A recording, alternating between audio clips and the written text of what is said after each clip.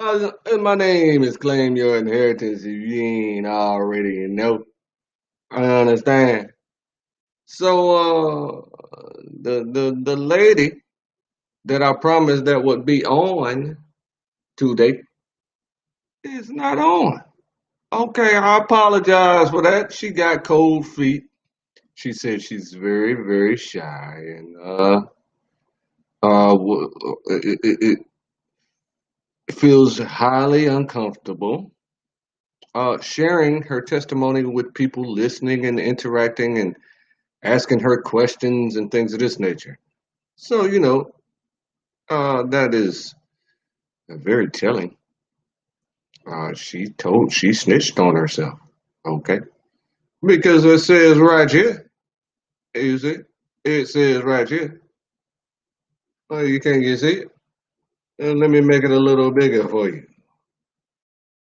Let's do that. All right. As you can see, what is this thing doing here? Continue, man. Whosoever therefore shall be ashamed of me and of my words in this adulterous and sinful generation, of him also shall the Son of Man be ashamed when he comes in the glory of his Father with the holy angels. I saw that. I saw that at a night vision, or what you would call a sleeping dream, where I saw this return, and I mean, it was fast. They were actually on white horses in white raiment. That means clothing for those who don't know. And man, it was amazing. In that dream, those white horses and those men in white clothing flew zippity lickety split, zoom zoom over our heads, over the heads of all everyone in Earth, right? And they were raining fire like on that Avengers movie. Raining fire. The fire was consuming vampires. Uh, I was looking around, having a normal day, and then I'm in somebody's house, in the future or something. It was a small house, so I'm looking out of my window, and I see off in the distance some incredible, amazing building that I've never seen in Earth. The architecture I had never seen before. I'm a aspiring uh, amateur architect, and I do construction and things of that nature. So I understand uh, buildings extremely well. So I'm looking out my window and I see an amazing. I mean, it was a building that had the strangest architecture, the most unique architecture I had ever seen. So I decided to go outside and try to, take a little scroll down to that building. When I get outside, and there's vampires everywhere. Oh my. I'm literally afraid. I said, oh no, this is a nightmare. I better wake up. So I'm kind of skipping around like a kind of trying to avoid the vampires a little bit, maybe not running, but kind of dipping and dodging around little things, like cars and buildings and stuff, trying to get to that building down the street that I was interested in observing. It was under construction. The type of things that people do when they see new construction. They go look at the new construction. You ever seen people? It's a very interesting sight to behold. You understand?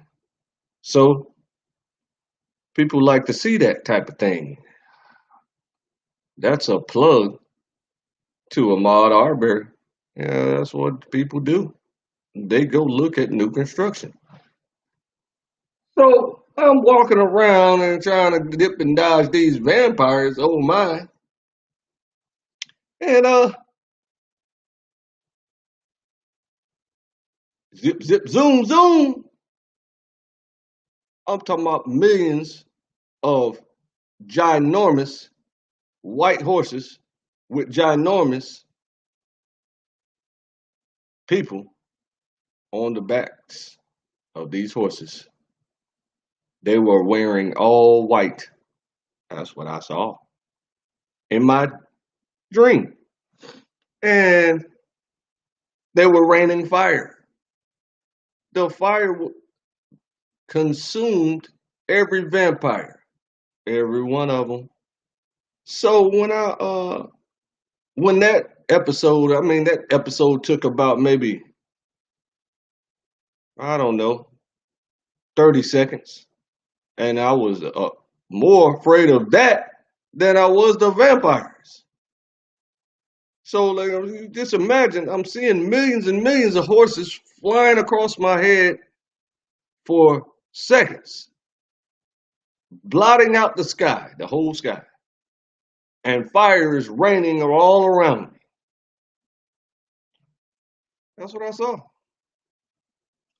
And when that thing ended, that 30-second episode ended, there were no more vampires, and I felt refreshed and relieved. I'm looking around everywhere, and it's like, who in the world survived that rain of fire? And uh, there were people of all complexions and all nationalities all around me. Like I was like, what in the world? How did these people survive? I know that these people were similar to the vampires. They probably were. That's what I'm thinking in my mind, right? I was like, how did all these people, how did even I survive that? So I felt privileged.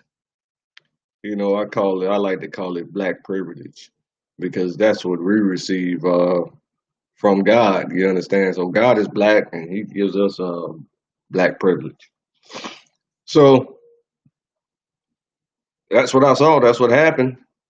And then once all the vampires were burnt up and they disappeared like that, like they do in the movies. You know what I'm saying? It turns like bodies turn into dust and then fade off into the wind or whatever. You know what I'm saying? And there's no trace of them. You know what I'm saying? That's pretty funny. And so I'm looking around and it's people, people everywhere for all complexions and things. You know what I'm saying? So I was like, oh, this is amazing. Okay. So I guess they're gonna make it, and I thank them for that. So now another episode that I had, we're talking about miracles. Uh, that's easily dismissed as a dream. All right. So, but another episode that I had, oh, I forget what it was. But what I'm gonna do right at this time, I'm gonna play something for you before I get into the topic. Do miracles exist? Let's examine them, and then come to a decent conclusion, like a logical, rational conclusion. Let's do that. Okay, let me go here and play something for you that is supposed to be the most correct information that I've seen in a very, very highly long time. I don't know if you're gonna be able to hear this, but I'm gonna play it anyway. A civil unrest like this, there are three types of people in the street. There are the protesters, there are the rioters, and there are the looters. The protesters are there because they actually care about what's happening in the community and what has their own damage out there. You have rioters, you have people, you have activists who really just want to fuck shit up, and that's what they're going to do regardless. And then you have the looters, and the looters almost exclusively are just there to do that, to loot. Now, people are like, what did you gain? What did you get from looting? I think that as long as we're focusing on the what, we're not focusing on the why. And that's my issue with that. As long as we're focusing on what they're doing, we're not focusing on why they're doing it.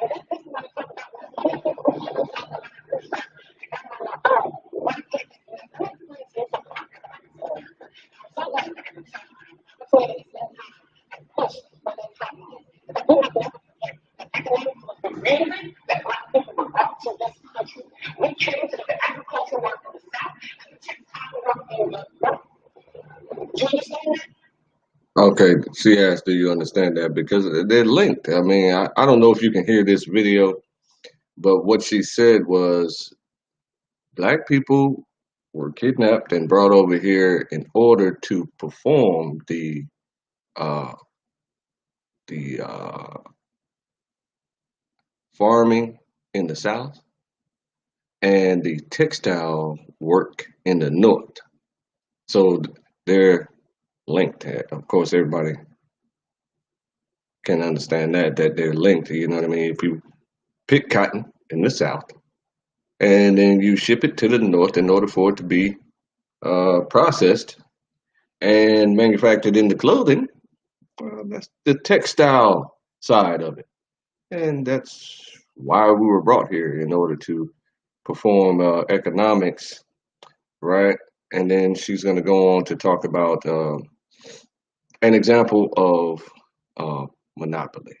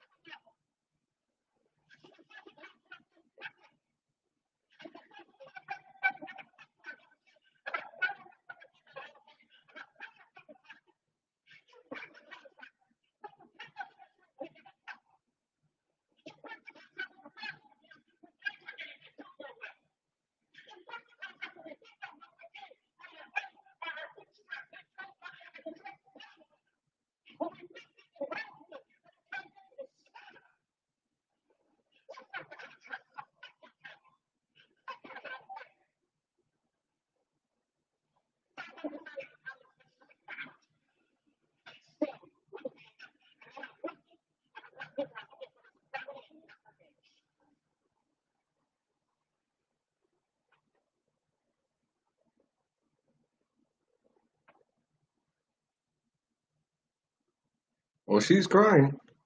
Because I mean, that was jam packed with the truth. Okay, so the most powerful speech about the Black Lives Matter protest you will ever hear, and I tend to agree.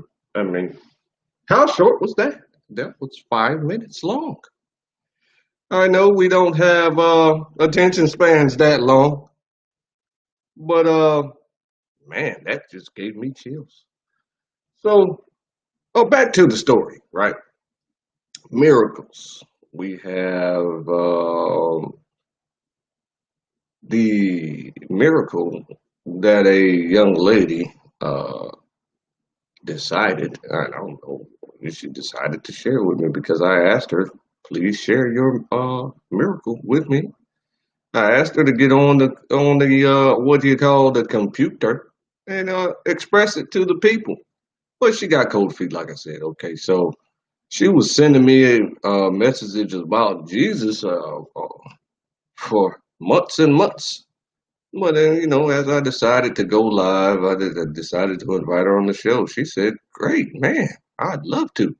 Could I get your testimony on my channel and interview you about politics?" My question meant, did you forget any details? I want to question you about your heaven and hell testimony to see if I can jog your memory of it, because I wanted to see if she saw anybody in her uh, vision. I don't know if it was a night vision or a day vision because I wanted to ask her that, but she got cold feet, and I blame her for that.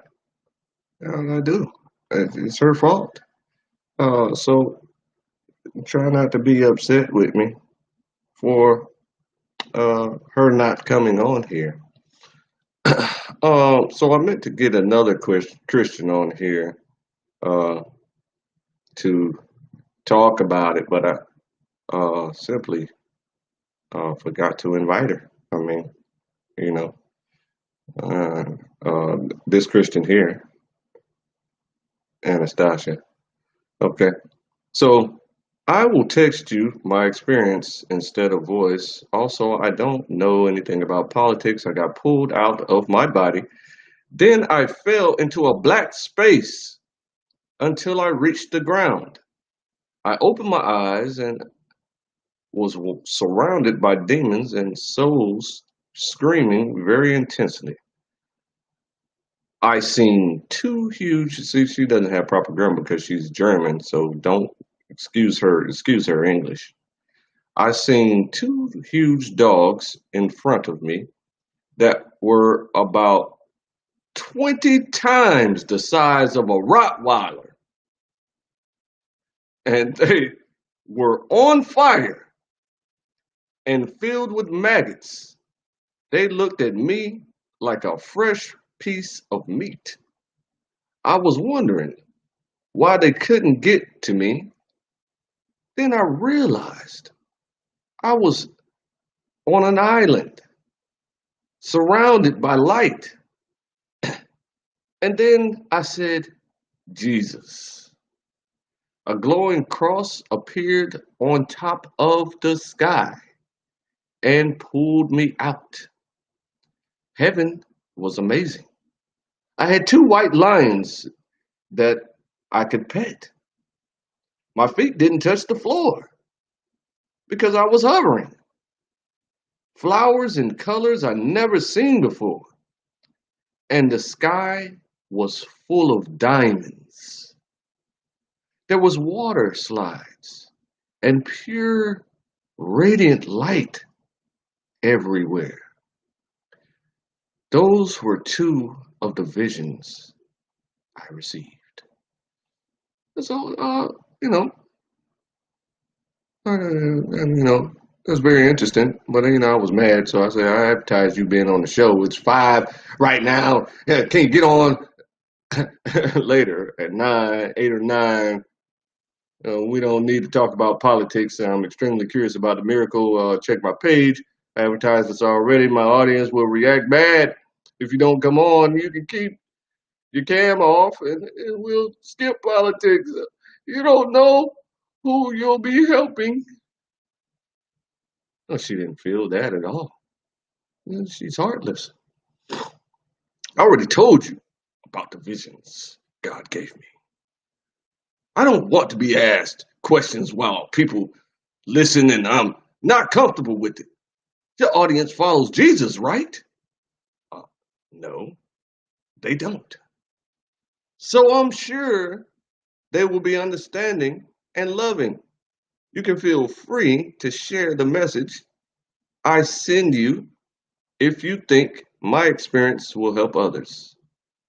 I'm sorry I said yes. I'm really not comfortable with it while people are listening, but you can feel free to share my message. On YouTube, there are many people that saw heaven and hell, and they have videos. I'm sure they don't mind you to share them. And I don't know which page you're talking about because I share to many different pages. Okay, so she's clearly slow because I'm talking about my personal page. I don't understand why she keeps writing me and doesn't know who she's talking to, or she's not my Facebook friend or anything. You understand? Let me just see if it'll pull up here. Well, it's not pulling up, but she's not my Facebook friend at all. So I don't understand why she's sending me messages about Jesus, but nonetheless, I thanked her for the encouragement. So now let's examine this miracle, this vision, right? And so I got pulled out of my body. Then I fell into a black space. I've heard this so many times, so many times. So I don't know if she's parroting it or she actually experienced it because this is what people report in near death experiences. But she didn't have a near death experience. She just had a either a night vision, a dream, or a day vision where you are awake and then you are whisked away uh, out of your body. I got pulled out of my body. See what I'm saying? Then I fell into a black space. Yeah, so maybe it was a day vision. You know what I mean? Why when you're fully awake and fully aware, and then all of a sudden, the people that see you see a passed out body on the floor or a body in a trance and your spirit is whisked away out of your body. And she fell into a black space until she reached the ground. I've heard that report thousands of times. I opened my eyes and was surrounded by demons.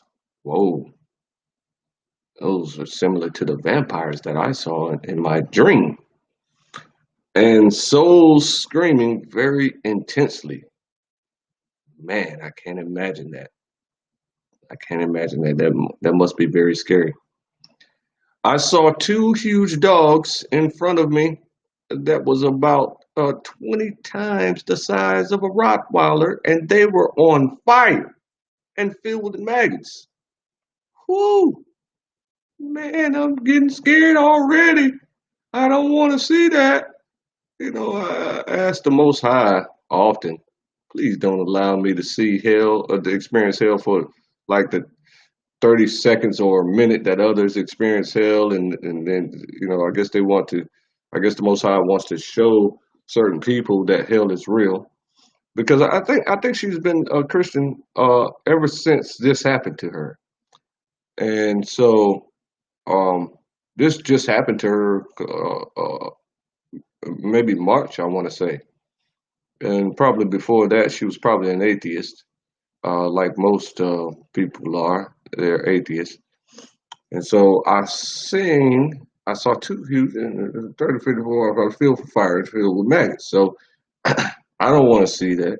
I don't want to see the fire. There's been the most sincere report I've ever witnessed was the other day, and he said there is no fire in hell at all. It's lava, and this is what you're consumed by. This is what your flesh is consumed by in hell, your spiritual flesh.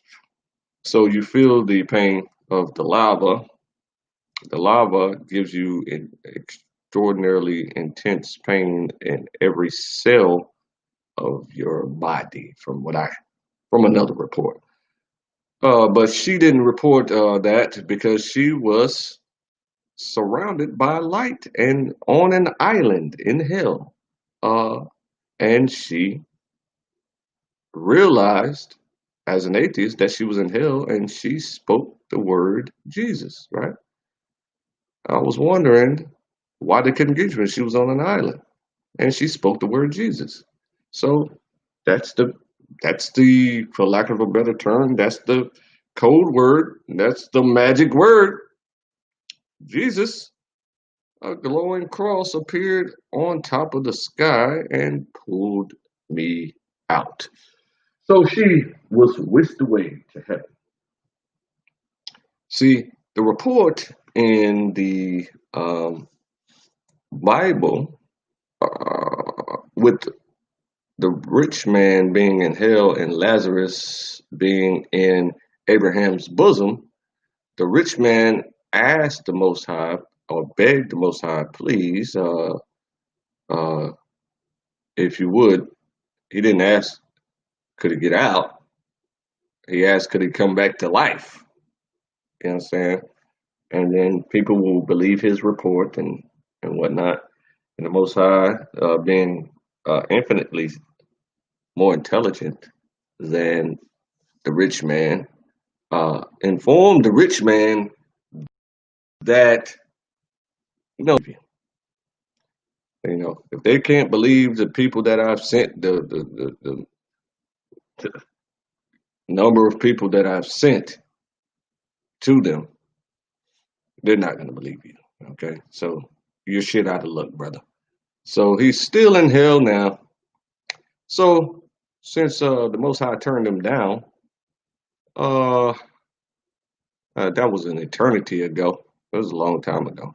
So uh, since the Most High turned him down, what he decided to do was ask him if Lazarus, who the man who he had abused in earth as he was a rich man, Lazarus, if he begged the Most High to have Lazarus dip his finger in water and dab it on the tip of his tongue because he was just that thirsty.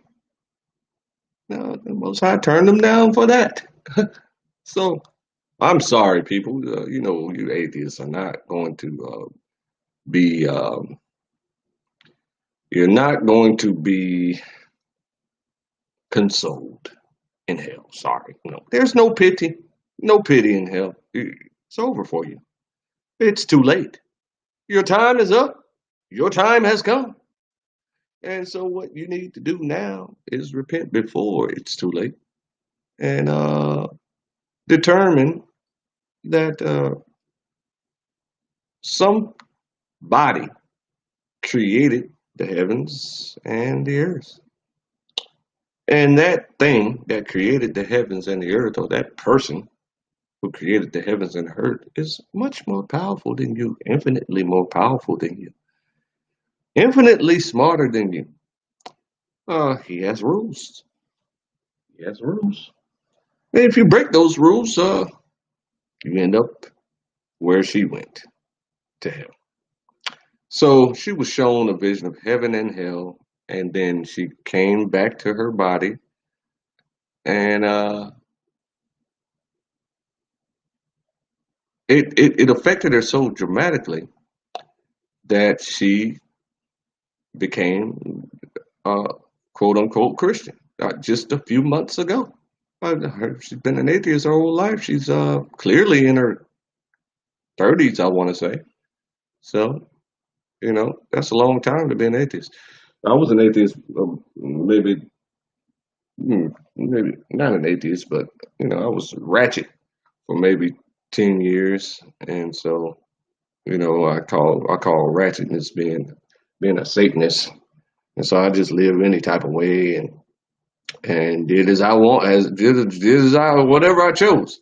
So now let's examine this.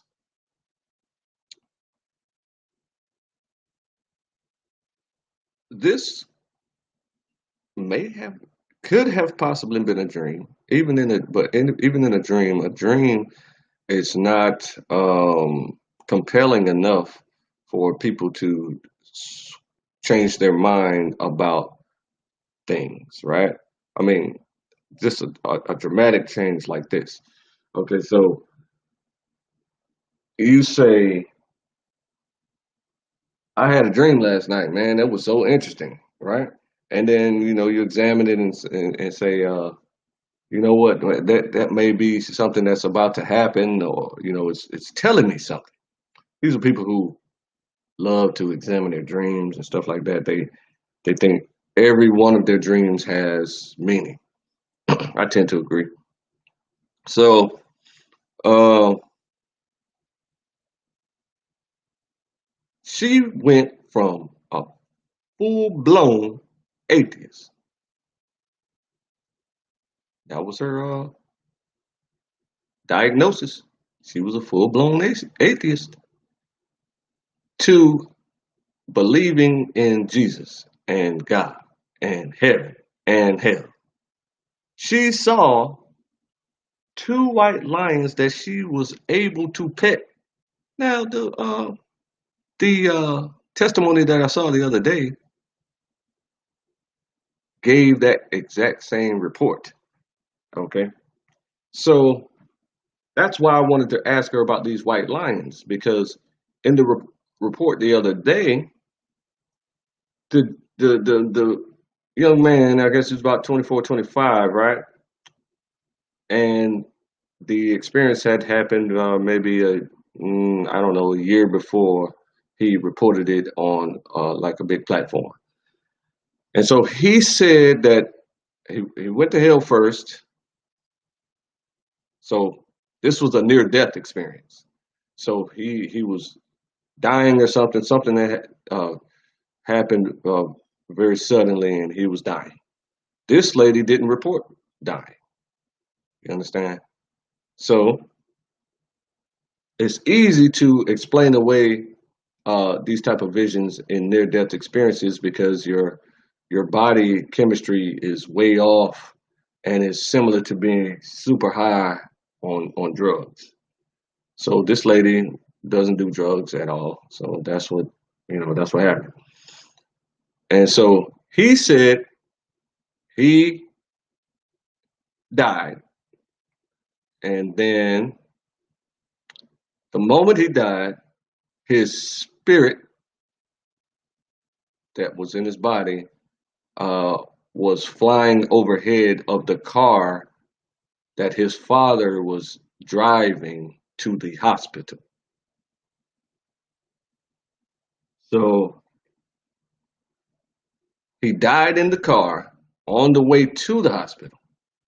His father was driving him to the hospital, to the emergency room, because he was dying. And he got a phone call from his wife. And at that moment, when he spoke to his wife, he died. His spirit zipped up into a bird that was flying overhead that I call an eagle, because he said, I felt like an eagle. But of course, when you are looking in the third person from the vision of something else, he you can't the bird can't see its own body as it's flying, you understand? So the bird is looking at the vehicle and following the vehicle all the way to the hospital. So that's why I call it an eagle, because he said I felt like an eagle. So the bird is flying. He's seeing the car get all the way to the hospital, and then once it got to the hospital, boom, snap, zoom. In an instant, he had fell into the black space and landed in hell. You see? So these type of testimonies should be consistent. And so he said after he uh, got out of hell, okay, some type of way, um, you know, he went to heaven. And so when he went to heaven, he was standing directly in front of God himself. He was a bright, super bright light that doesn't hurt your eyes, sitting in a clear throne. Okay. He said he saw three beings on either side of the throne. One being was what he considered to be an angel that had six wings. And this is a person who never read the Bible, never read the Bible. And so he saw a person standing very confidently with six wings on its back. And we read that in the Bible, of course. Okay, let me show you that.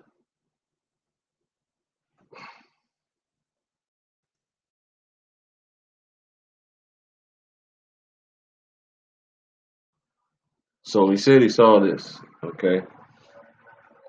And the four beasts had each of them six wings about him, and they were full of eyes within, and they rest not day and night, saying, Holy, holy, holy, most high power, almighty, which was and is to come. And it stood above it stood the seraphims, with each one had six wings. With twain he covered his face, and with twain he covered his feet, and with twain he did fly. So you got it. Two of his wings covered his face, two of his wings covered his feet, and then the other two wings the seraphims used to fly. So now peep and understand how he expressed seeing the six wings. He didn't say, I saw the confident angel standing there with six wings. He said, I saw an angel standing extremely confidently, you know, I can only imagine the pose that the angel was in. He said, I saw the angel standing confidently, and he had two wings separated in three parts. So you got one wing on one side in three parts, and one wing on the other side in three parts. So he didn't understand what he was looking at, and that's how he explained it, because he never read the Bible. You understand? So that's what he was seeing, the six-winged seraphim. So now he also said, that's what I'm trying to get to here in this report, her report. She said she saw two white lions. He said he saw one white lion. One white lion that was full of eyes all over its body.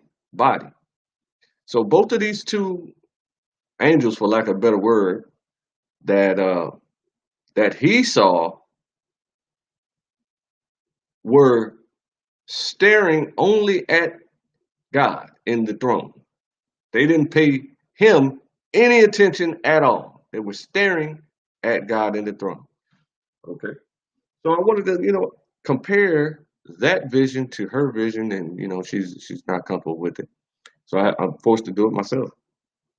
All right. So I wanted to ask her, the two white lions that she could pet, did they have eyes all over them? I wanted to ask her that. Is it? And then you have he said he saw another being that he couldn't make out, that looked like a man. He said the being looked like a man and had on a dress that was all white. I mean, it was like in the scenario that I brought up earlier about the men on the white horses, and they were wearing all white from their neck to their feet, right? That's what he saw. He saw something that looked like a man. He couldn't make it out. And he was wearing all white from his neck to his feet. And that's all he said about it. You see, I wanted to ask her about that, but however, I've already seen that, so uh, I know that he was speaking of Jesus.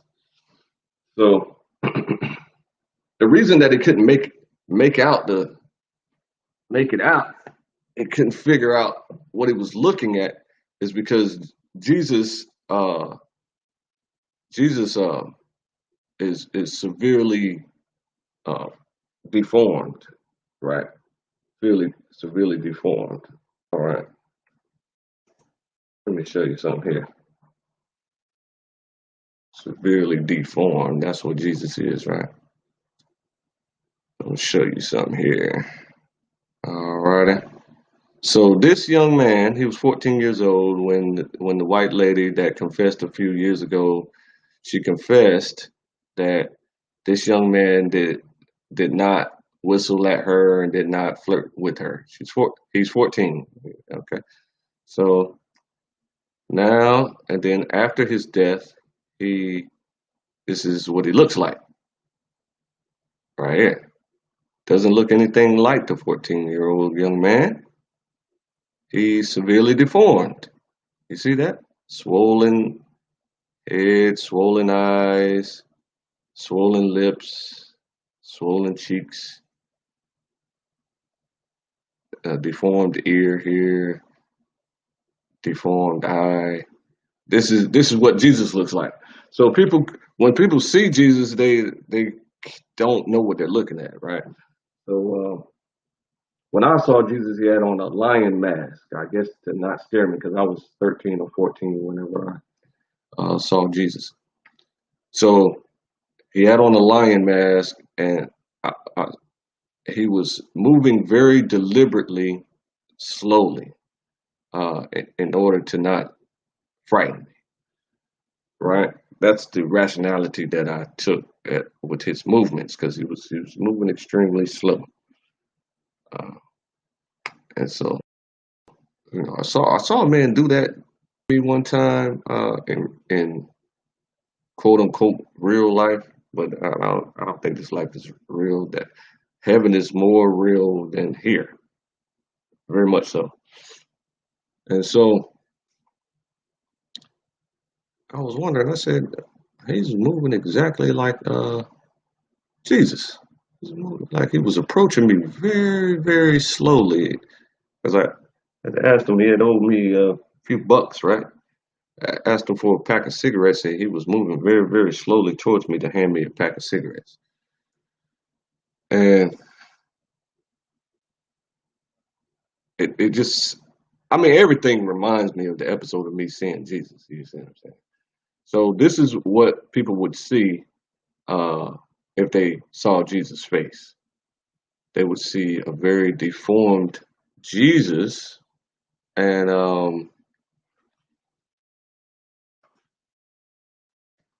so they would judge him instantly. They would instantly judge him and say, "Oh man, he looks terrible," and all this stuff. Uh, so there's a episode in the Bible uh, that I can't seem to find right now where um, that backs up what I'm saying here about his face. So his face, you're not supposed to view his face, or you won't be able to go to heaven. The reason that you won't be able to go to heaven is because you will judge his face and say, "Oh man, he's ugly," because your eyes are looking at his exterior and judging his aesthetic. But yeah, you're not supposed to do that. You're supposed to um, judge people's character, right? Right? Yeah, I know I'm right. I'm just letting you know that I'm correct. So that's what happened. And so where am I at? Where's the Facebook? Okay, let's get to the Facebook. right here. Okay. So I wanted to ask her about the white lions, white hair lions, and because that's man, that's consistent with his testimony. His testimony said he saw white lion, one white lion, right? Okay, to get to it, saw one white lion with eyes all over the body of the lion, and every eye on the lion's body was staring at the God sitting in the throne. The angel that was standing confidently with the two wings separated in three parts was staring at God in the throne. He saw another man from head to foot that he couldn't make out. He said looked like a man. The reason he looked like a man because he was deformed. And so since Jesus is deformed, he wears a lion mask.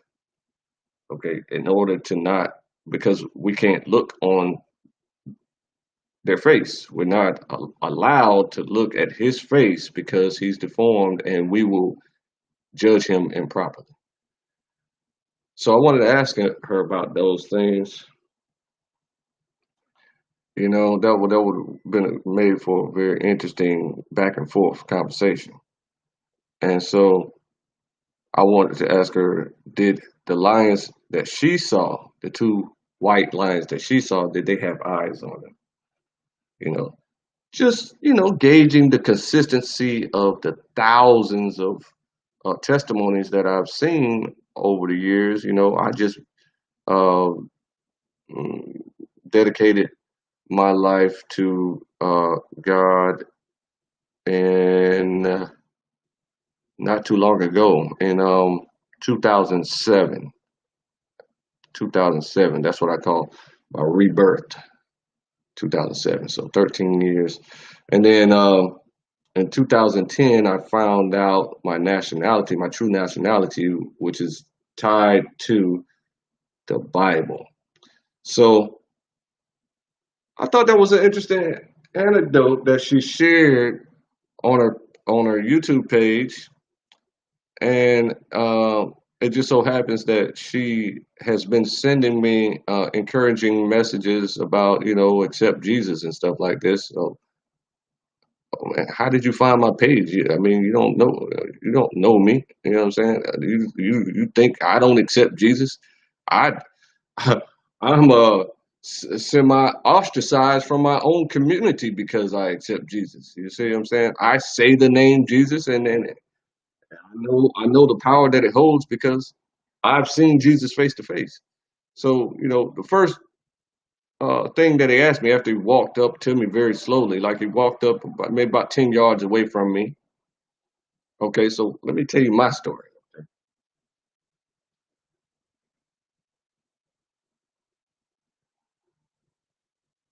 This was a what can be rationalized as a sleepwalking episode. Let me turn my camera on right here so y'all can see what I'm doing here. This can be rationalized as a sleepwalking episode. You understand? Let me turn my camera on here. Okay.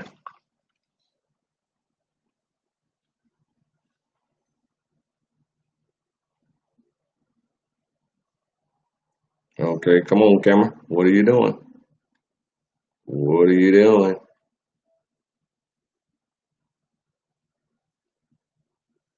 Why is my camera not turning on? Come on, Restream. Let's act right. Okay. So somehow my camera is not turning on. I don't know why that's happening. So I'm gonna have to, I don't know. I'm gonna stop sharing, and then I'm gonna turn my camera back on. Let's see if it'll kick in. It's not kicking in. So I don't know what the problem is. So I'm just gonna keep it on maybe something visual here. Let's keep it on something visual. I don't know here. Uh, tell you about. I want to tell you about my vision and my experience. Right. So in my experience, I've spent my whole life examining my experience. It may have been maybe I don't know 3 minutes long in real time, and um, I was outside of my body. I didn't know that until I went back into my body. Okay, so I was outside of my body, standing in a cloud, a cloud not unlike any of these clouds. I was standing inside of that cloud. Okay, and I'm 13 or 14. Oh, I can't never remember the exact age for some reason. But then the episode was so vivid that I remember almost every detail, right? Because I can't count the steps that he took towards me multiple times. I can't count the uh, other things that I saw, right? So I'm in this cloud, and this cloud uh, had the space. It was spacious inside of the cloud, like a room, like a the room was not that large. Maybe the size of like maybe a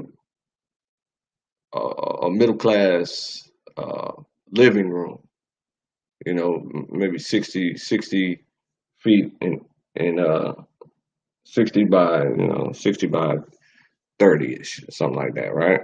So I'm standing inside of the cloud, right?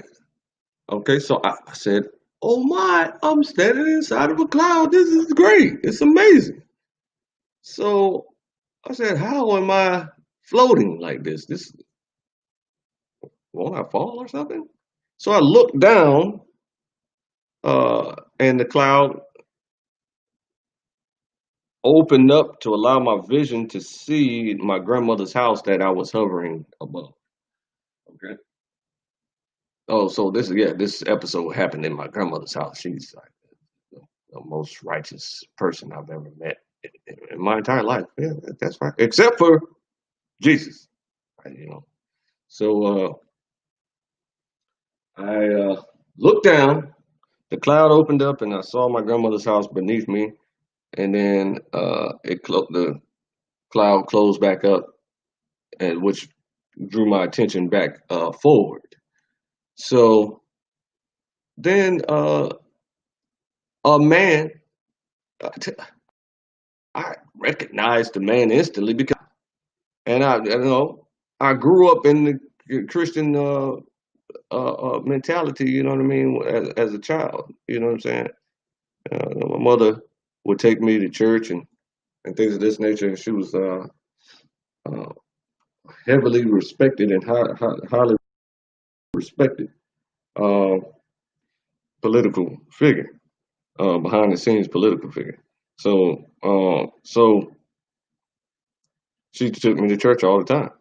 So now back to the vision.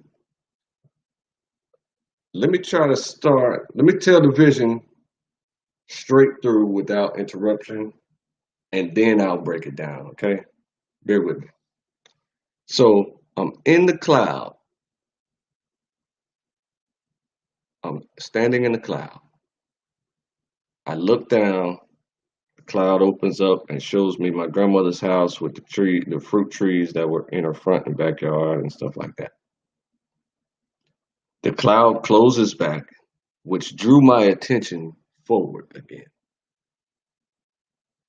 So I'm just looking around this cloud room, this room cloud, or whatever or whatever word you can use for that. It was a, a cloudy room. Not it wasn't cloudy at all. It was clear, like you could see very clearly, but the walls, the ceiling, and the floor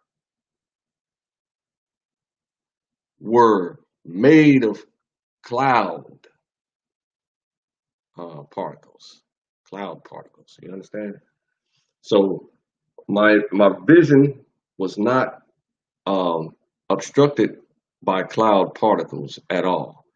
I could see my hands very extremely clearly and things of this nature. So a man walked into my peripheral uh, very, very slowly and deliberately, right? From so if I'm looking forward, he would enter into my peripheral from my left. So he walked through the cloud wall and walked very slowly and deliberately about 10 yards away from me and positioned himself, centered himself directly in front of me. So I'm thinking to myself, that's the man. Yeah, I know that guy, right? To me, who do you say that I am? I said, my response was, you're Jesus Christ. Everybody knows you. His response to me was, you have answered well. That's it. After he responded, you have answered well, he started moving towards me very slowly, very deliberately. I couldn't see his face because, as I told you, he had on a gray lion mask that looked Asian. The lion mask looked like an Asian, like a Asian lion that you see in Asian art. Oh yeah, I'm up on my art too now. I understand art. So the lion mask looked like an Asian lion that you see in Asian art. Okay.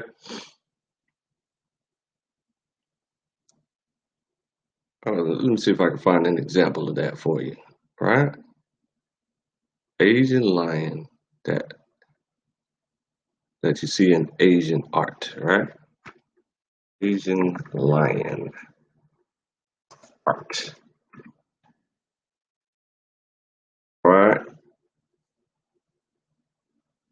So I'm not talking about an actual Asian lion. You understand? Like an actual lion of Asia.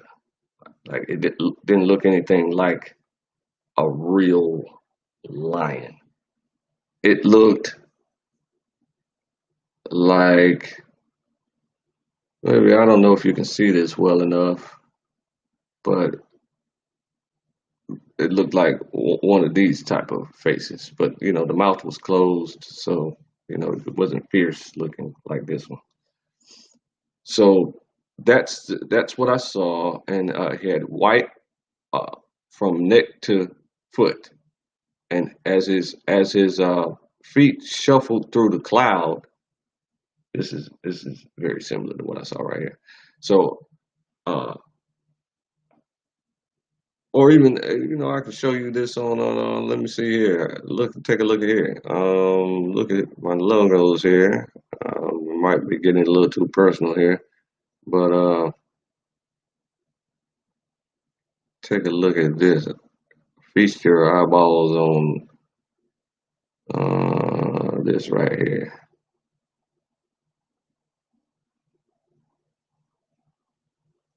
Yeah, kind of like that. So, okay, so this is my logo, Canuju Club of New Jerusalem. Okay, so this is the type of face that I saw because, you know, it wasn't from the side or anything like that. I was directly in front of him, so I didn't see like, you know, all those things. But very interesting. Oops, I should have did that a long time ago.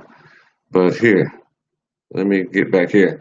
Okay, so this is what I remember the face looking like. This is how I knew he had on a mask because no human face looks like that at all. Okay, so he's walking towards me. Then he walked behind me.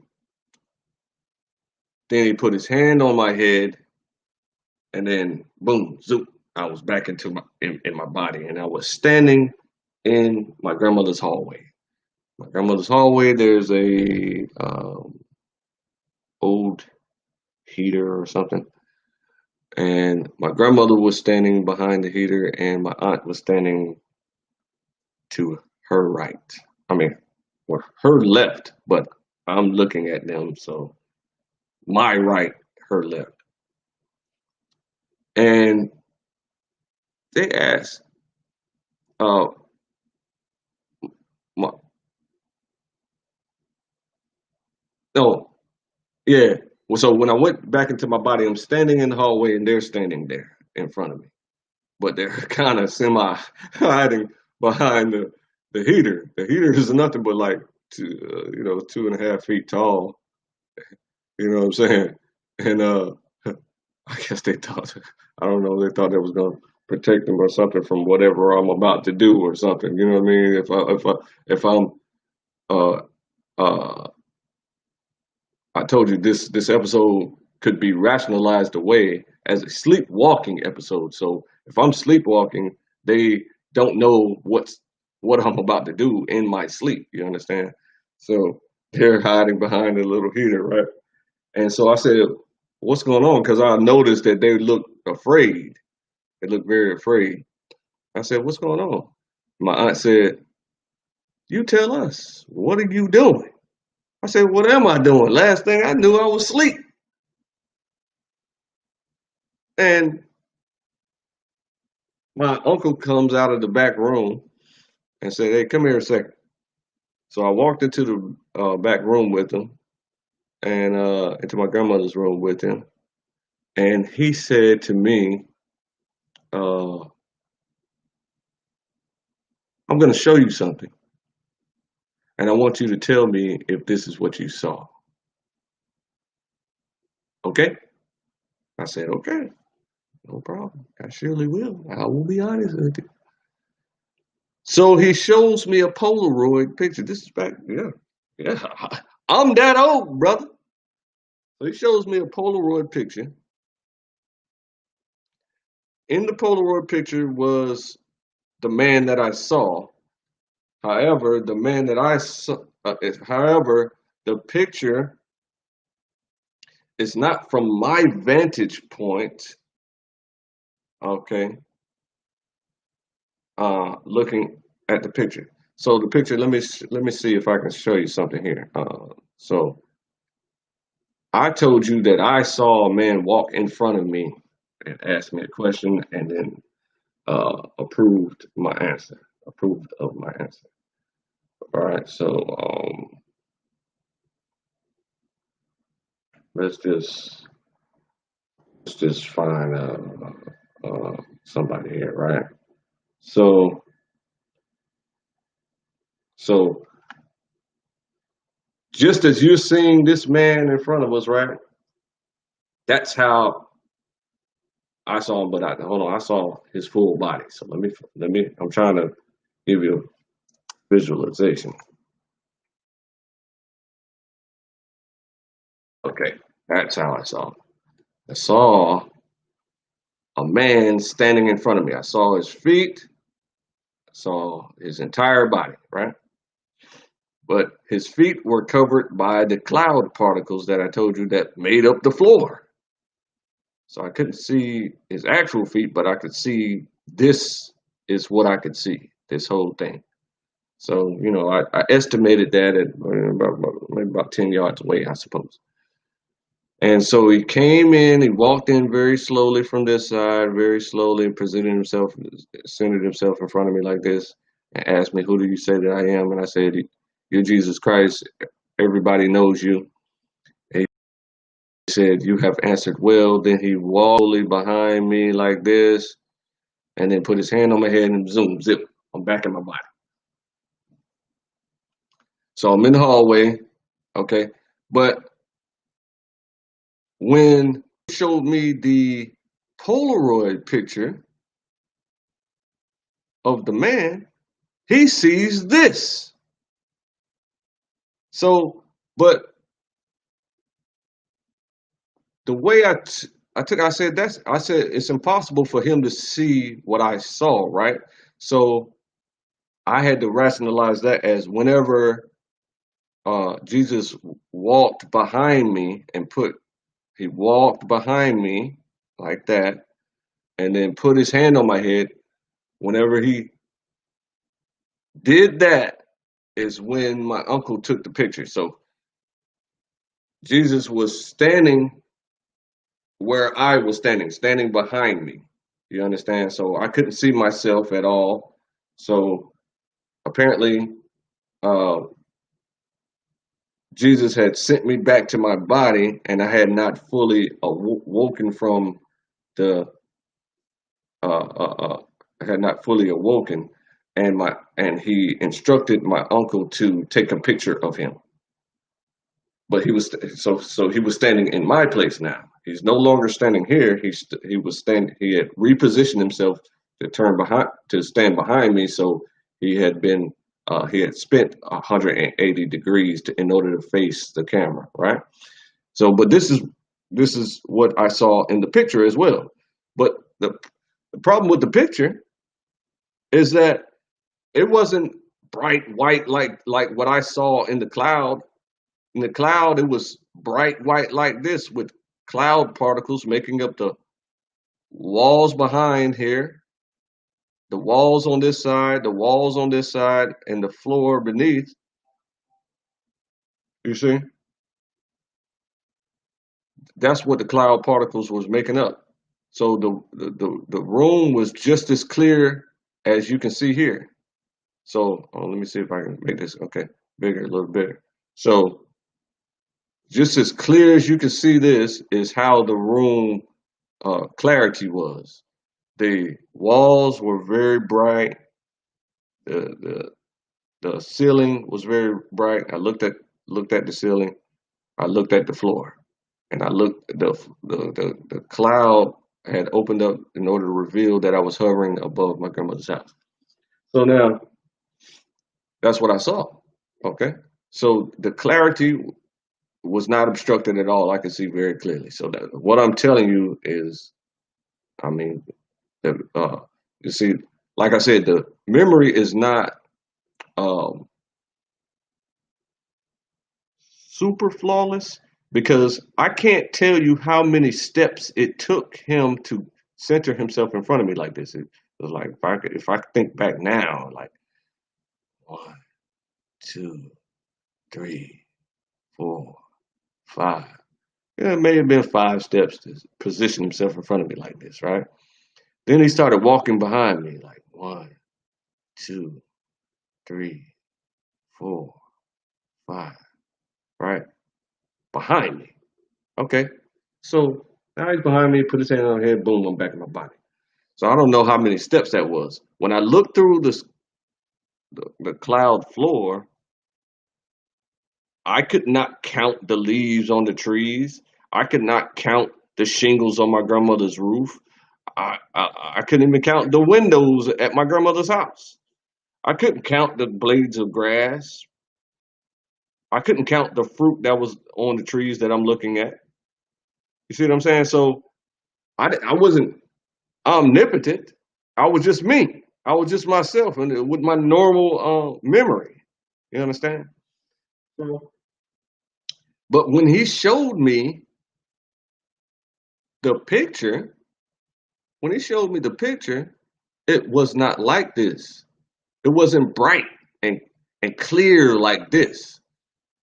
It was more like it was dark. It was very dark. It was very dark. You understand? So I'm trying to show like a dark room, right? So uh-huh, it's very dark, right? But you can still see Jesus very clearly. Let's see if I can demonstrate this here. It's very dark, but you can see Jesus very clearly. Okay. So I didn't understand why that happened. But let's take a look and see if I can find something that was similar to that. So he's still standing. He's standing in my position, right? He's standing in my position, but there's no light behind Jesus or anything that I saw. And then another thing about the experience, Jesus, you could see light coming from up under his white clothing. You can see the light coming from up under his white clothing. So it's clearly, you know what I'm saying? His body was clearly lit or something. So this is kind of what I saw, but the figure of the man was very clear, crisp, like what I just showed you. But all of the surrounding, the cloud, the white cloud particles had all become dark, like a storm cloud. That could be significant, you know what I mean? So I see it as a clear, uh, peaceful cloud with no rain, and the Polaroid sees it as a storm is coming, as a storm cloud. So that could be significant. I'm just trying to rationalize it best I can. And so he shows me the picture. I see this with a very clear figure in the center that you could see very clearly, and a dark cloud around him instead of the bright cloud that I saw. And then so I said, yeah, that's what I saw. That's what I saw. I saw that. That's Jesus. I saw that man. So I'm thinking, I'm so young. I'm so young. I'm thinking you know, uh, this happens to everybody. You know what I'm saying? So haven't you seen him? That's what was in my mind. Like, surely all of you have seen him because y'all are my elders. You know what I'm saying? You're my uncle. That's my grandmother, the most righteous human I've ever met in my life. And that right, and that's my aunt, my favorite aunt. It's like a loving, extraordinarily loving woman. And so, and my uncle's extremely, is extraordinarily loving too at the same time. Uh, so I'm thinking to myself, like, well, you guys, of course, you guys have seen this, and that's what I thought. But I didn't ask them about that because I just answered this question. You know what I'm saying? I was a very obedient child. Um, after my other abusive aunt whipped me into shape and forced me to be very submissive and uh, and and taught me some discipline. You know what I'm saying? Beat me into discipline. So that's fine. I appreciate her for that. And so I was a very disciplined child. So I didn't ask them all the types of questions and stuff. You know what I'm saying? So he said, "Is this what you saw?" And I said, "Yes." So it was a dark cloud around the very crisp and clear figure that you could see in the center standing here, right? You can see him. So it's not like this picture where you can't see him. On the Polaroid picture, you could see him very clearly. He had on the same white robe all the way down to his foot, from his neck to his foot. And so what struck me about that is that he didn't have any decorations. There was absolutely no decorations, and so no you know, insignias. You know, it's a like a uh, there was no rank on his clothing. You understand? So there was nothing identifiable on the clothing whatsoever. That's what struck me about it. I said, this is so plain, but this is the most powerful uh, being in existence other than his father. So that's what kind of struck me as I was like, I mean, you don't have any self gratification in your clothing at all. No, with no designs, no art whatsoever. There's no rank on his clothing. There was no golden girdle. There was no gold crown. There was no gold rings. There was no gold necklaces. You see what I'm saying? So that really stood out to me. You know what I mean? And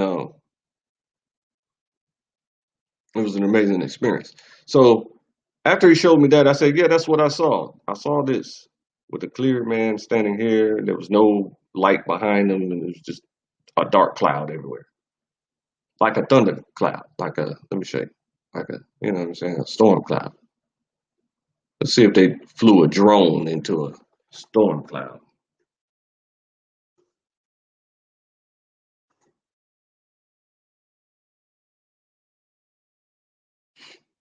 Maybe they haven't, but let's see. Dark storm cloud. Uh-huh. So yeah, so looking around, I don't really see any representation of it. But in the picture was a a storm cloud. Just think of a dark cloud with the rain. You know what I'm saying? With the rain about to come. You know what I'm saying? Just like this. But it didn't have light behind it like this. It was just all dark, like like a regular storm cloud. Everybody understands that. So he was standing in the center, and I said, "Yeah, that's what I saw."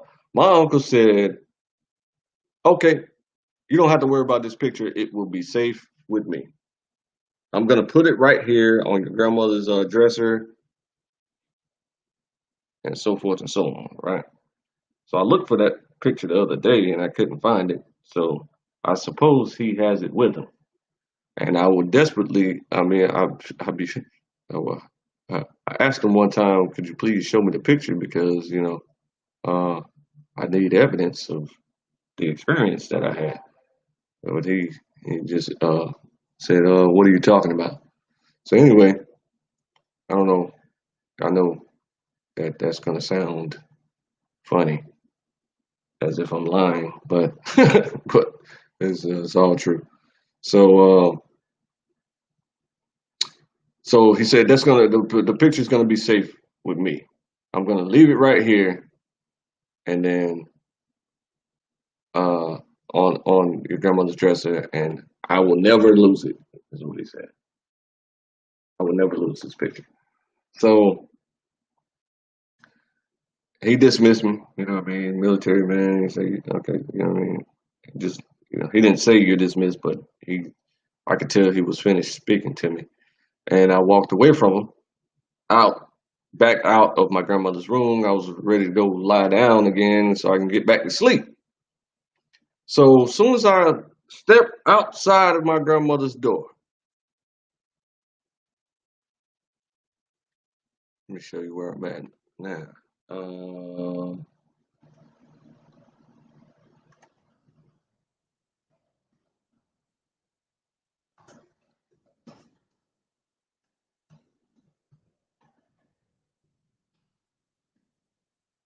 let me show you where I am now. Bedroom door, okay. Any one of these will do. So, so just imagine uh, in the foreground, um, you know what I'm saying, closest to the screen, right? This is the background, and this is the foreground here in this area here, right? So just imagine that this is, this is the bedroom door. I just stood at the bedroom door.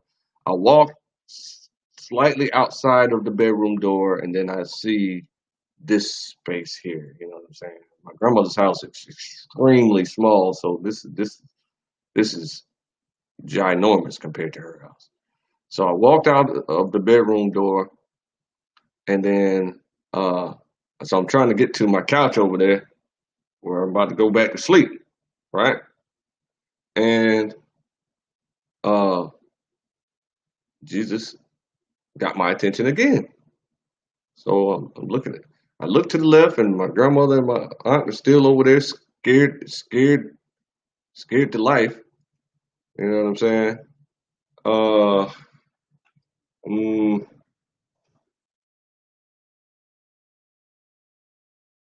huh. There's some funny stuff here. Son, man. Yeah, okay. This is good. This is decent. Close enough.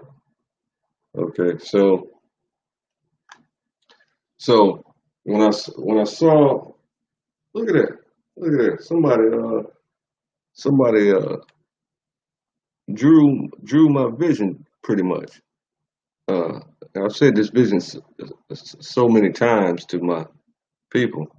I don't know if he saw the same thing or if he heard me say this. But when I stepped outside of the bedroom door into the hallway again, I looked to the left. Well, I didn't look to the left because I'm trying to get to my couch, get back to sleep. And my aunt and grandma, I could see them out the corner of my eye, like they were frightened, extremely frightened. And so, uh,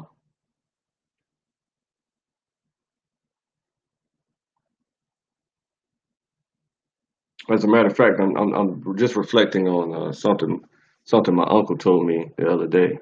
He said that my grandmother is extremely afraid of me, and so uh, uh,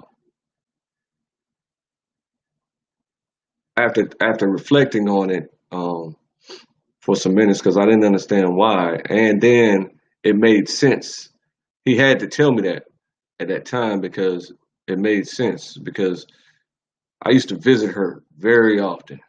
Right, whenever I felt uncomfortable, I needed some guidance or some God talk of how to perform for God properly. I would go to her house.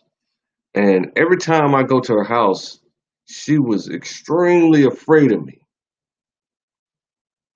And I didn't know why. I thought she was afraid of me because I was a street guy. You see what I'm saying? And being a street guy, maybe she was afraid of, but my grandmother doesn't fear street guys at all. But I guess the closest people to you, they could flip and do things and act crazy because they can get close to you. You know what I'm saying? They can get into your house. You're always welcome at that. This your Some of your enemies are always welcomed in your house, and you don't recognize them as enemies because they're outgoing, boisterous, make you laugh constantly, but they keep you confused and they uh, do things to this you know what I mean to spite you all the time, but you just constantly kind of ignore it because they're so hilarious and keep you happy. You know what I'm saying? So when I got into the hallway, this is what I saw. I look up in the ceiling. I didn't see it straight on like this. This information here was up in the ceiling. So I leaned my head up. I could see through the ceiling into this dimension. And this description is very much close to what I saw, except for you could not see the skin texture. You cannot see that. All of this, the face, the the muscles and skeletal structure, the white clothing that he was wearing, because he was wearing from neck to foot. The white clothing was from neck to foot, not like this. It covered his arms, you know. So that type of robe, you understand, covered every piece of the body. But I couldn't see. I could no longer see the robe like when I saw it clearly in the cloud, in the bright cloud and the dark cloud. So I get into the hallway and I see this, but all of the skeletal and muscle and and clothing were consumed with fire. It was his entire body was the sun. I mean, it's super bright like that, super bright like the sun, like this picture. But it wasn't uh, the orangish looking sun here that you see here. It was all yellowish that you can see. You understand? The yellow sun, not the orange, not the orange or reddish sun that you're looking at here. That's what I saw. And oh man, so it was so amazing that I was trying to focus in on. I said, I was thinking to myself, is that the same person that I saw in the cloud? Is that the same man that I saw in the cloud? So I'm kind of trying to focus in on his clothes and I was trying to focus in on the face area because I recognized the face area as being the lion mask that I showed you earlier. So I said that has to be the same man. That man is the is that is what made me appreciate his power more than me being in a cloud, more than him walking in front of me through the cloud into my presence, more than him sending my spirit back to my body. This image is what made me appreciate his power. This was a wild moment that it was so amazing to me. And before I could focus in to determine, I said that has to be the same man. But I could, but I'd be wanting to see things, you know what I'm saying, for myself. So I'm trying to see the very recognizable lion mask that I saw in the cloud. I saw it in both the bright cloud and the dark cloud. So I'm trying to focus while I'm focusing in on that, I fainted. Fainted. Oh, the I could hear the faint. You know what I'm saying? You know when you faint, so a lot of times you can't hear, or you pass out or something like you don't even. You know what I'm saying? That's the last second that you remember. You know what I'm saying? You passed out. So I passed out, and then I woke up a few weeks later. A few weeks later, they didn't take me to the hospital. I don't think. Maybe they did. I don't know. But I was um, in a coma. From this is from what I can gather. You understand? Because they never told me anything about it. They didn't. They refused to speak to me about it. So I woke up a few weeks later, and my aunt was rubbing my face and rubbing my head. The abusive aunt that instilled some discipline in me. She was rubbing my head and my face and stuff like that, and I woke up. Woke up with the mumps. Woke up with the chicken pox.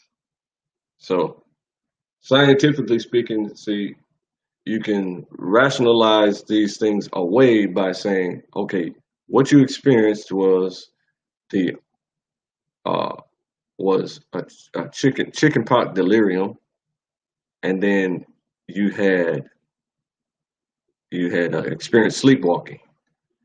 You see. So now, but the problem was that before before I woke up, I didn't have the chicken pox. I didn't have the mumps. So from what I can gather, I was in a coma for a couple of weeks. You know, saying a few weeks. I don't know how long it was. And in that time, when I woke up to my aunt, the abusive aunt now, that never showed any love to me at all, was loving on me, was rubbing my head and my face, and I woke up startled, like she's about to beat me again or something. You know what I'm saying? And I woke up startled, like, so she had a complete change of heart. How? How did she go from despising my ever living guts to loving me? How did that happen?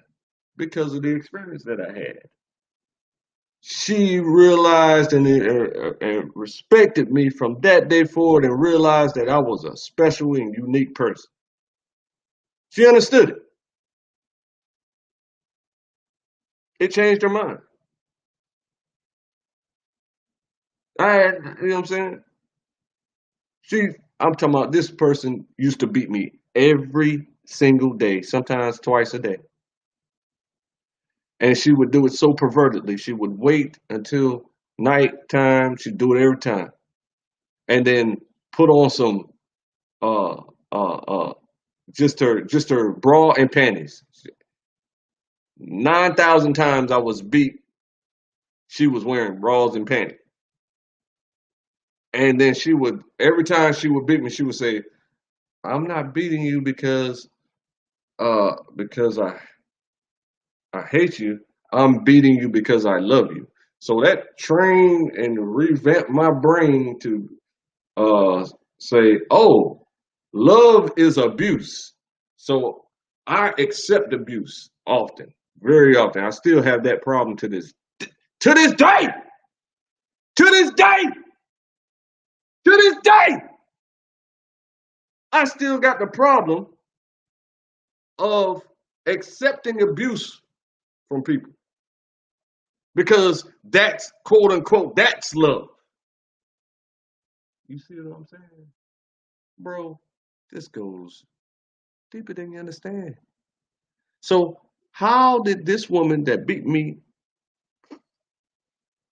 Let me see how many times. Let me see how many times she beat me to give a more realistic uh, uh, answer. Okay, so let's say once a day. Let's say once a day for 2 years. Let's say once a day for 2 years. So you say 2 times 365 equals what? 730, right? Okay. So roughly, she beat me roughly. So sometimes it was twice a day. What, I got beat every day.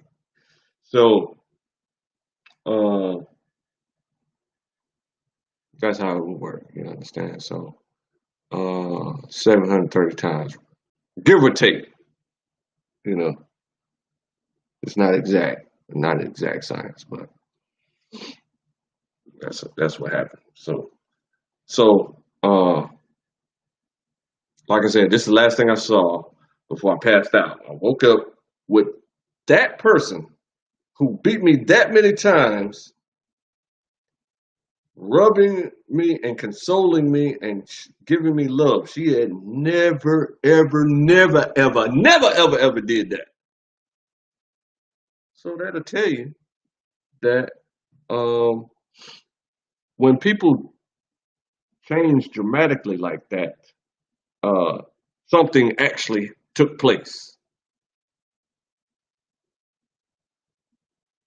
that changed their mind. You understand? So ever since that day, I mean, she had never in her wildest dreams said anything out of the way to me. Never. This is a woman that used to destroy me all the time. See what I'm saying? So now, uh, and then after that, the three people that were there, my uncle, my grandmother, and my aunt, were all severely afraid of me.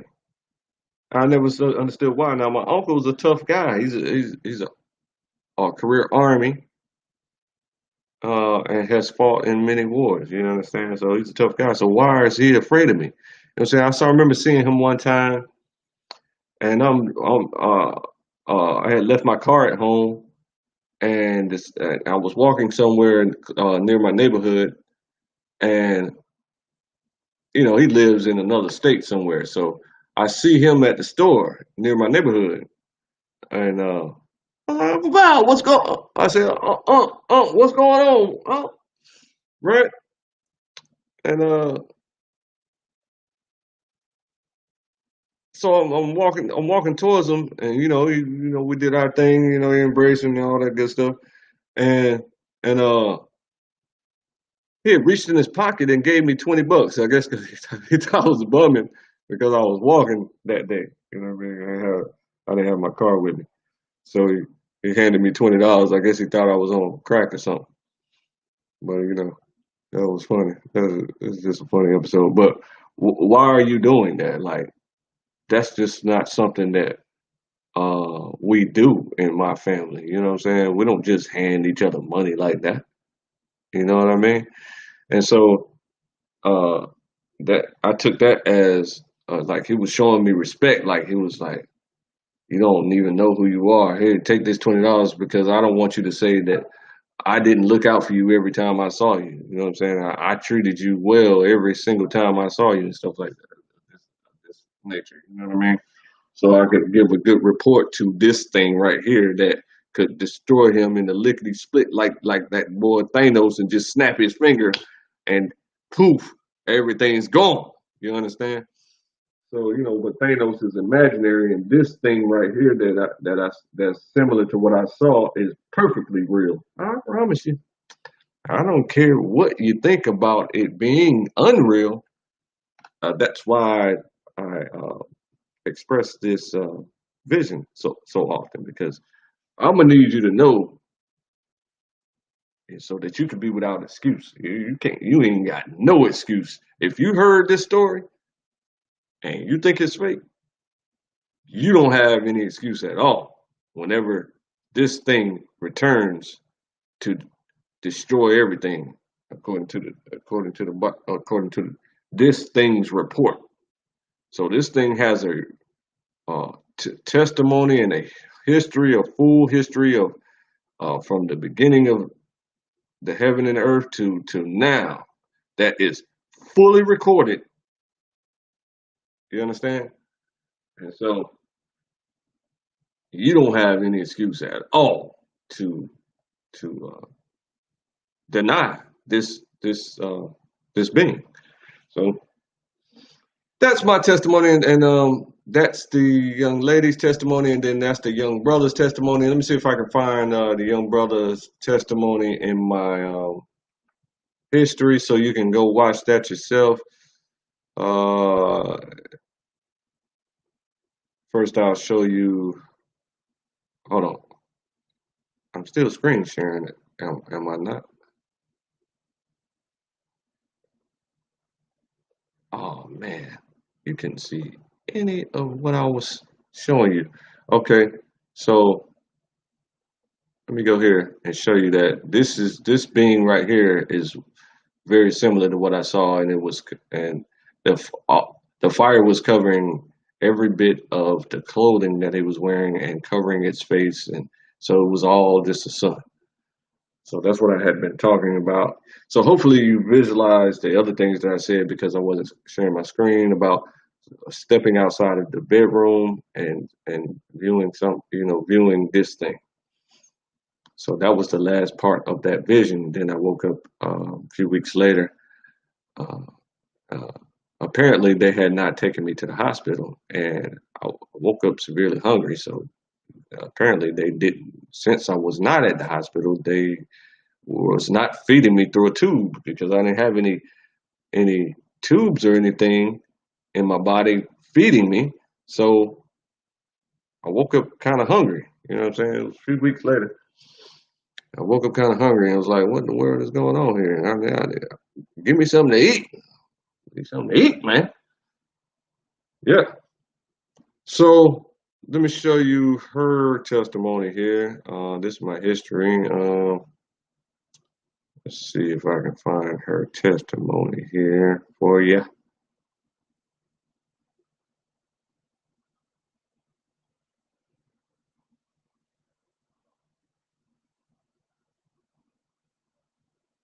Excuse me.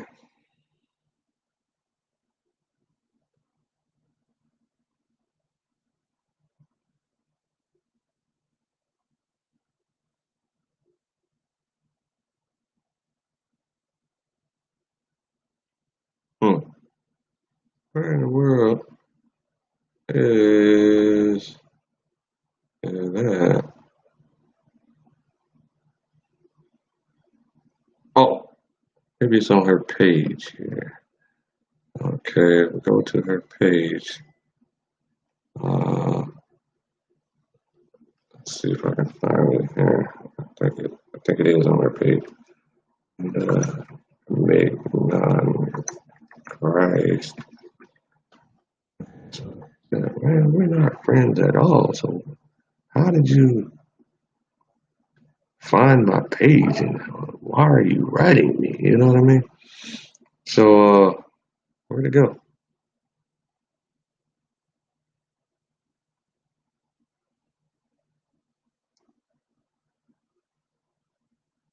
So at any rate, that's her story and she's sticking to it. So it's not letting me go, is it? View profile. There we go. Okay. Uh-huh. So if you want to go to her page, right, and then listen to her testimony yourself. You know, maybe you understand things a different way than I do. You understand? So, what in the world? This looks kind of blocked here. Why is it not going to her page? Ha! Ain't that something? So clearly she was lying about her testimony. Had to be. Okay. So yeah, so I asked her, I sent her the Bible verse that said, whosoever therefore shall be ashamed of me and of my words in this adulterous and sinful generation, of him also shall the Son of Man be ashamed when he comes in the glory of his Father with the holy angels. She said true. And then I asked her again, you want to get on in a few to talk about her testimony? And she said she copied and pasted what she said earlier. Let me show you this right here. She copied and pasted what she showed earlier. Okay. I already told you about the visions God gave me. Let me see here. Hide that. I don't want to be asked questions while people listen. I am not comfortable with it. Your audience follows Jesus, right? The answer is no. So I'm sure they will be understanding and loving. You can feel free to share the message I send you if you think my experience will help others. So she copied and pasted that right here, as you can see. The exact same words, the exact same emoticons. I already told you about the visions God gave me. I don't want to be asked questions while people listen. I am not comfortable with it. Your audience follows Jesus, right? The answer is no. So I'm sure they will be understanding and loving. You can feel free to share the message I send you if you think my experience will help others. Girl, pew, get up out of here. That's why you blocked me. Because you lying. You lying about your experience. You ain't had no experience at all whatsoever. You see what I'm saying? I tried to take you to this lady's page so that you can hear for yourself. I mean, so I can reference it for you, so that you can see for yourself on your own time and gauge her sincerity and listen to her testimony. You see what I'm saying? So now her testimony is similar to thousands of others. So it appears to me that she just the only reason she did that was for attention, right? And to for attention. She did it. She did that for attention because she's been messaging me for. Why are you messaging me? I don't know you at all. You know what I'm saying? It's just weird. So, but what I'm saying is that this um, written explanation is so simplistic that she could have easily made this up based on the many testimonies that you see on YouTube. You understand? She could have just borrowed from their testimonies and just made something up for attention. There's a lot of people out there like that where they are addicted to attention. What's the word for it?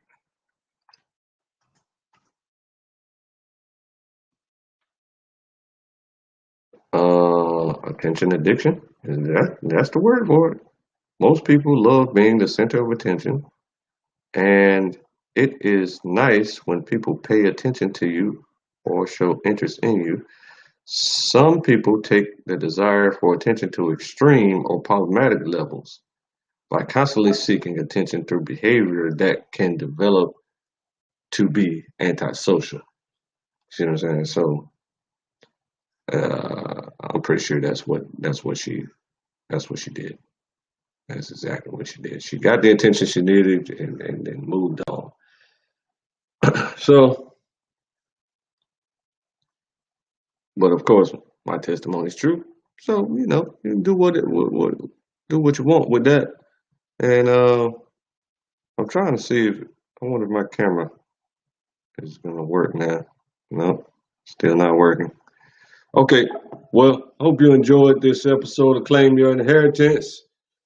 Hit that subscribe, hit the ding ding, and get the notifications to your phone for the next time that I go live. I'm going to be exploring miracles for the next so often, you know what I mean? Like maybe the whole next month. I'm going to be exploring miracles and enjoy the rest of your day. Love y'all.